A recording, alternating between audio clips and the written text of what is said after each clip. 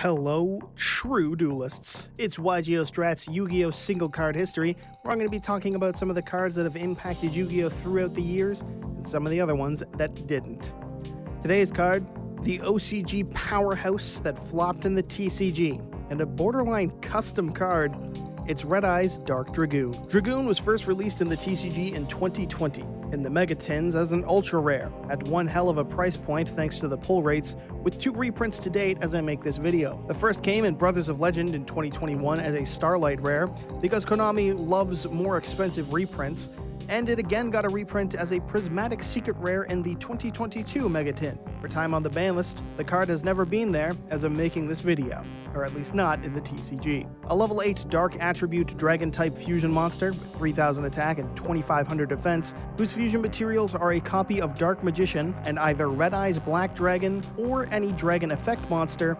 Its effect reads, cannot be destroyed by card effects. Neither player can target this card with card effects. During your main phase, you can destroy one monster your opponent controls, and if you do, inflict damage to your opponent equal to that monster's original attack. You can use this effect a number of times per turn, up to the number of normal monsters used as fusion material for this card. Once per turn, when a card or effect is activated, quick effect, you can discard one card, negate the activation, and if you do, destroy that card. And if you do that, this card gains 1000 attack. Now, I know that it's not impossible to beat, or even especially difficult to beat in the grand scheme, but man, does this reading card just feel like it's a custom card. No targeting it, no destroying it, 2 free pops per turn with no hindrance on whether or not you can attack, and then a fully generic Omni Negate that also makes it an attack boost. And it's from fusing 2 DM characters Ace monsters? Yeah, to date this is the best DM era support we've ever seen, and if it's ever surpassed, I'll be scared as to what it is that topped this individually as a card. Dragoon is an interesting card, not just because of how blatantly pandering it is to Konami's ideal audience, but also because it ended up being a showcase of the differences between the OCG and the TCG. Because when the OCG got this card, some number of players got kinda stun-locked on it. Whether it was from a love of the old support or just this card and the decks built around it ability to play around Max C with minimal investment, the OCG spent a while dealing with Dragoon Turbo and Dragoon in just countless decks, all made possible through Dragoon's partner in crime, Predaplant, Verte, and Aconda. Another card worthy of its own video, Verte is a generic Link 2 monster that'll let you pay 2000 life points to fusion summon by sending a fusion spell from your deck to the grave and then applying that fusion spell's effect as Verte's effect. And since Red Eye's fusion lets you send materials from the deck to the grave when summoning a monster that lists Red Eyes as material, that means Verte gets to fuse from the deck too, which meant that in practical terms, any 2 effect monsters could become Dragoon with very, very minimal investment. Verte does make it so that that's the last summon of the turn, but when the last summon is an Omni Negate Towers, that's not a terrible trade-off, and certainly wasn't in the OCG. They often played a generic deck with a Trickstar engine due to its ease of putting 2 effect monsters onto the board, with some playing an Invoked engine as well. Occasionally you'd see Grinder Golem, but however they'd get the job done, it was all to make one same play: spam out Dragoon. This would ultimately lead to 2 things: Dragoon needing to be banned in the OCG due to the number of decks splashing it in or outright turboing it out, and a sense of fear in the TCG when we got the card of the 2020 Megatins. There was worry that our meta would see similar impact from Dragoon, with decks made to tunnel into it and every deck teching in Verte, Dragoon, and the 3 pieces needed to summon it, in Red Eyes, Dark Magician, and Red Eyes Fusion. And yet, despite its prominence and outright dominance in the OCG's meta, the TCG would see very little of Dragoon in the grand scheme. Taking a look at decks that played it, it was definitely a popular choice to include in something like, say, Phantom Knights, and as someone who played that deck myself, it definitely helped the deck to have more oomph to its end board, apart from the Fog Blades and Rusty Bardish pops. Not to mention, Phantom Knight already played Garnets, like the Burning Abyss engine, so throwing in a few more bricks is really just being more true to the deck. There were some popular decks that included it as well, such as Adamancipator, but truthfully, players pretty quickly realized that things like Adamancipator did better when they had rocks to hit off the excavation effects than any sort of 3-piece dead card combo in Dark Magician, Red Eyes, and the Fusion. Not to mention, the deck didn't need Dragoon to make an unbreakable board. It could do that just fine on its own. Sub-Terra decks and similar control-type decks would often throw in the engine, although they were notable for not even playing Verte, instead just main decking 3 copies of Red Eyes Fusion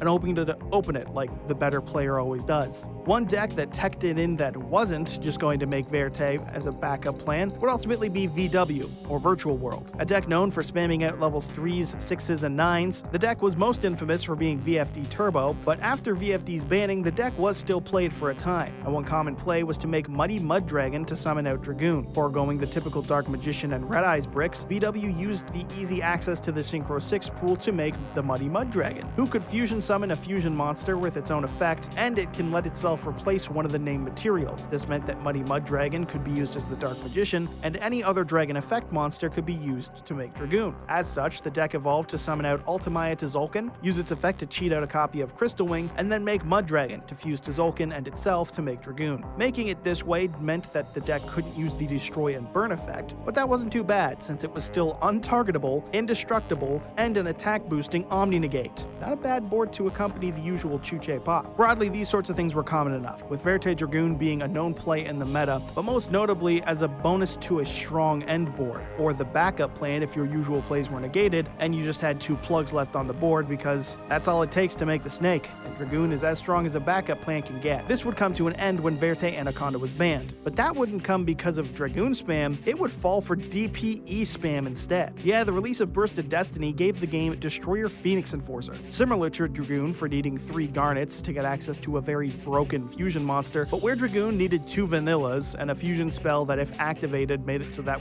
Dragoon was the only monster you could summon for the turn, DPE needed any 2 Destiny Hero monsters, so long as one was level 6 or higher, and a fusion spell that could be used at the end of the turn, not having to be the only play of the turn. And since Destiny Heroes have effects, it meant popular choices included Destiny Hero Celestial, which could banish itself from the grave with one other Destiny Hero to let you draw 2 cards, even if you needed no cards in hand to do it, still a very strong effect, and something like Dasher, who could special summon a monster if it was drawn for turn, or even Plasma as a backup skill drain of sorts. This made it so the garnets could give further advantage, and overall demanded much less for a much more desirable package. All of this not even mentioning the recurring destruction on both players' turns, since DPE is kind of a card and it already has its own video. Regardless, with the ban of Verte and the release of Destroyer Phoenix Enforcer, you could expect Dragoon to fall off pretty immediately, but it really wasn't the end for the card. Some decks that played a control or stun version would continue to play it sporadically, with at least one Labyrinth player teching it in due to the deck's ability to play without the need to summon a monster on their own turn, or with the closest thing the TCG ever got to Dragoon control as deck. This is a topping list that played Dragoon, DPE, and a branded engine just to hope to see one of the fusion spells and get an easy boss monster for minimal investment, backed up by far too many traps and floodgates to reasonably be playing and expect to still get into heaven. But these were more of the exception, with the new home of Dragoon ultimately being branded decks. Branded plays an abundance of dragon monsters and has branded fusion to send materials from the deck to the grave to help get Dark Magician right out of the deck as soon as is humanly possible. A number of branded monsters just require a dark monster as material, such as Lubellion, the Searing Dragon, or Granguiguinal, I'm not reading that again, the weird name dragon. This helped to put the Dark Magician brick into the graveyard out of the way,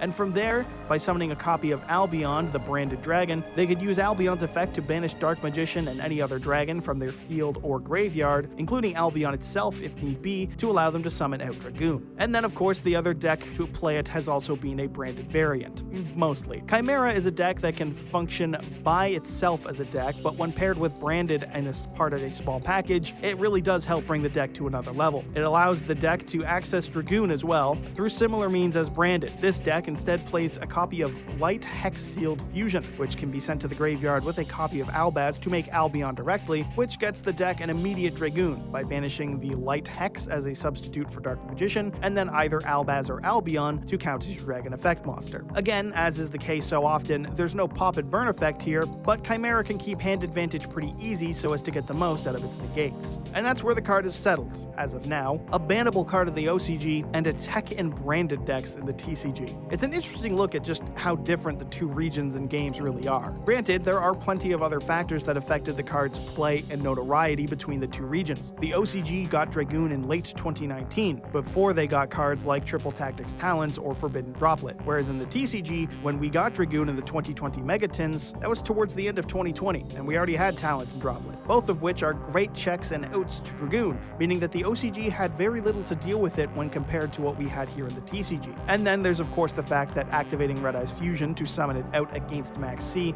was a 0 in regards to advantage for the person who activated Max C, and a very strong board for the person with Dragoon in the grand scheme. This results in the card having a much stronger presence in the OCG, and that's without looking at the fact that, broadly speaking, the OCG is much more fond of control decks, whereas we here in the TCG tend to prefer combo. And you know what the TCG had to do with combo in 2020? Adamancipator, Halka Fibrax, Linkross combos, okay? We're talking unchecked Adamancipator decks at full power with a need to build 12 negate cards alone without even throwing in 3 useless cards that could occasionally help out your end board if you were willing to play 2 truly heinous bricks. Overall, Dragoon is a hell of a card. The custom card you'd swear was made in custom duels on Dueling Book, but printed in the actual real game. This is a card that broke the OCG for a little while, and did so little in the TCG, it serves as one of countless examples of just how different the 2 regions are. It's also a showcasing of how a card can be good alone, but it isn't always all it takes to see play,